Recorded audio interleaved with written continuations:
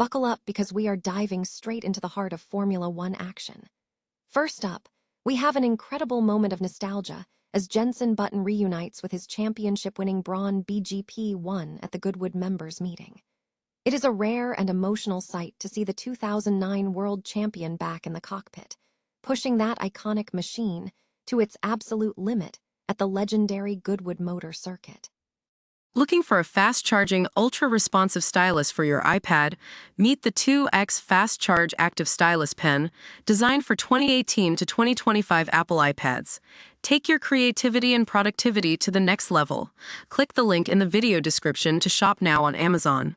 Next, we are breaking down the art of the comeback with a look at 8 teams that mastered in-season development to change their fortunes on track. From McLaren's brilliant 2023 surge to the shock pole position from Force India back in 2009, we are exploring how mid-season upgrades can completely rewrite the pecking order and launch a team from the back of the grid straight to the podium. Then, we shift gears to some spicy paddock politics as McLaren boss Zak Brown shares his surprising take on the future of Christian Horner. Despite their history, Brown is backing a return for the former Red Bull principal, arguing that the sport needs strong personalities like his to thrive, while the team navigates its massive internal reset. Finally, we have an inspiring look at the future as McLaren makes history by signing 11-year-old karting sensation Harry Williams to their prestigious driver development program. Harry is now the youngest talent ever to join their ranks, proving that the search for the next world champion starts earlier than ever. Stay updated on all these stories by hitting that subscribe button and turning on notifications for more high-octane F1 coverage. Imagine stepping back in time to the moment your life changed forever. For F1 legend Jenson Button, that wasn't just a memory. It was a reality at the 83rd Goodwood members' meeting. Jenson reunited with his 2009 title-winning Brawn GP1, and honestly, seeing him back in that cockpit is enough to give any motorsport fan chills.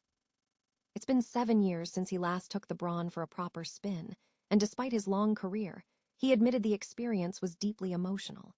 He spent the weekend hopping between a Jaguar E-Type and a Chevy Camaro, but the Brawn, that was a different beast entirely. Jenson remarked that despite the sheer speed, the car feels more natural to drive than anything else on the track. It's that classic bicycle effect. Once you've mastered a machine that defined your legacy, it just clicks. But the reality check was brutal. Jenson joked about how his brain kept trying to brake at the same markers he used for the historic cars, only to realize he could have pushed much harder, or not braked at all. It really puts into perspective how absurdly fast these machines are, even by today's standards. It's a sobering reminder of the engineering marvel that was the 2009 season.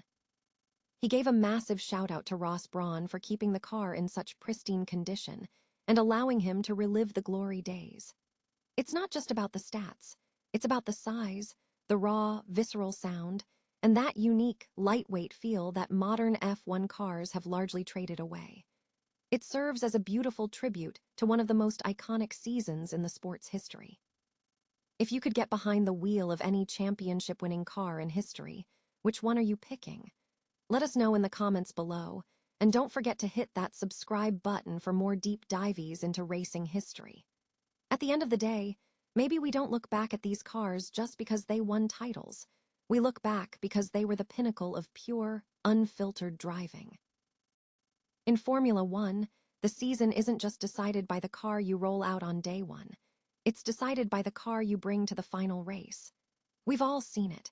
A team starts the year in the backfield, looking completely lost, only to undergo a total transformation that leaves the rest of the grid scrambling.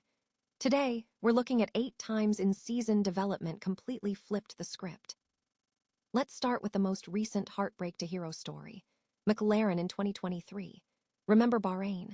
Lando Norris was dead last, 2 laps down. It was a disaster. But then came Austria.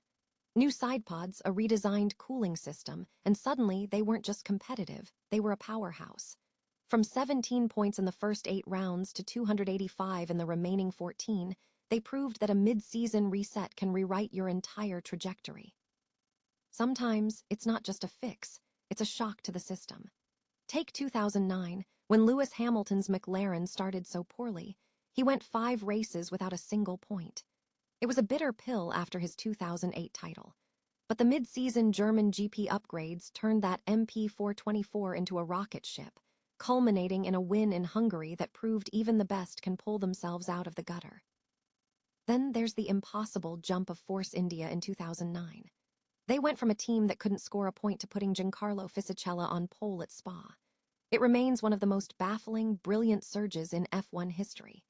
You look at Jordan in 1998, 2-0 points in the first half, followed by that chaotic, rain-soaked 1-2 finish at Spa. It's a perfect reminder that in F1, you are never truly out of the game if your design team has a vision. We've seen Ferrari in 98 chase down McLaren's massive lead, Williams in 85 hunting for pace with engine swaps, and Renault in 81 completely redesigning their car to launch Alain Prost's career. And let's not forget Williams in 79, switching to the ground effect concept midstream to essentially become the team to beat overnight.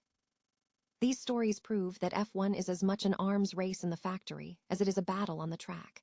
It makes you wonder, as we head into the next phase of the 2026 regulations, which team is going to be the next to pull off a miracle? Drop a comment below.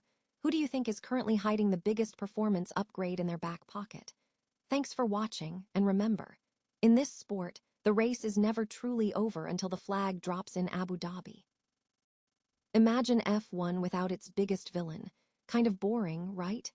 Well, if Zak Brown has his way, the drama is about to make a massive comeback. That's right, the McLaren boss is actually pushing for Christian Horner's return to the grid, and it's a take that's shaking up the paddock. It's no secret that Brown and Horner have been the best of enemies for years.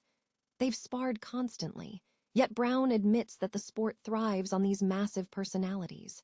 He's called Horner a great operator, and frankly, he'd be shocked if a guy with that track record didn't find his way back to the pit wall. Let's look at the reality. Red Bull is going through a full-blown existential crisis. Ever since the shock announcement following the 2025 British Grand Prix, the team has been hemorrhaging talent. We're talking about losing legends like Adrian Newey and Jonathan Wheatley. It's a total overhaul. Meanwhile, Horner, who already secured a massive payout, is being linked to a potential bid for a stake in Alpine. Could he be back in the game before the year ends? It's looking increasingly possible.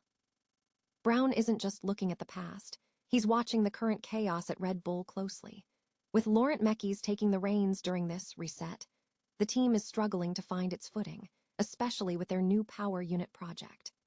Brown argues that you'd be foolish to count Red Bull out entirely, but it's clear they're in a rebuilding phase. He compares it to his own journey at McLaren. Unlocking latent talent is key, but Mekies has an uphill battle. It makes you wonder, does F1 actually need the pantomime villain back to keep things interesting? Or is the current power vacuum just the change of pace the sport needs? Let me know what you think in the comments below. If you want the inside scoop from the paddock, hit that subscribe button and turn on notifications so you never miss a beat. After all, in Formula One, the most interesting stories are the ones happening off the track. Imagine being 11 years old, heading to school, and having the weight of a Formula One giant behind your racing career. That is the reality for Harry Williams, who has just made history as the youngest signing ever for the McLaren driver development program. To put that into perspective, he is 2 years younger than Lewis Hamilton was when he first linked up with the team back in 1998. It is a bold, forward-thinking move that signals a massive shift in how teams are scouting the next generation of speed demons. Before Harry, the youngest member was Ella Häkkinen, the daughter of the legendary Mika, who joined last year at 14. The program has a track record that speaks for itself, having nurtured icons like 7-time champ Lewis Hamilton and current grid star Lando Norris. McLaren's chief business affairs officer, Alessandro Aluni-Bravi, made it clear that this isn't just about finding a quick kid. It's about building a consistent pipeline that feeds into F1, IndyCar, and the World Endurance Championship. But let's be real. How do you balance professional expectations with being a kid? Bravi insists there is zero pressure on Harry right now, focusing entirely on his enjoyment and learning what it actually means to wear the McLaren papaya orange. Harry, who hails from Cheshire and only started karting in 2021, has already proven he has the chops, boasting titles like the 2025 British Open champion. He is clearly thrilled, and why wouldn't he be? He has a front row seat to the best training in the world. It is a fascinating gamble on raw potential, and I for one will be keeping a close eye on his rise through the ranks. What do you think? Is signing an 11-year-old a stroke of genius or just too much, too soon? Let me know in the comments below. Hit that subscribe button for more updates on the future of racing, and remember, greatness doesn't always wait for you to grow up.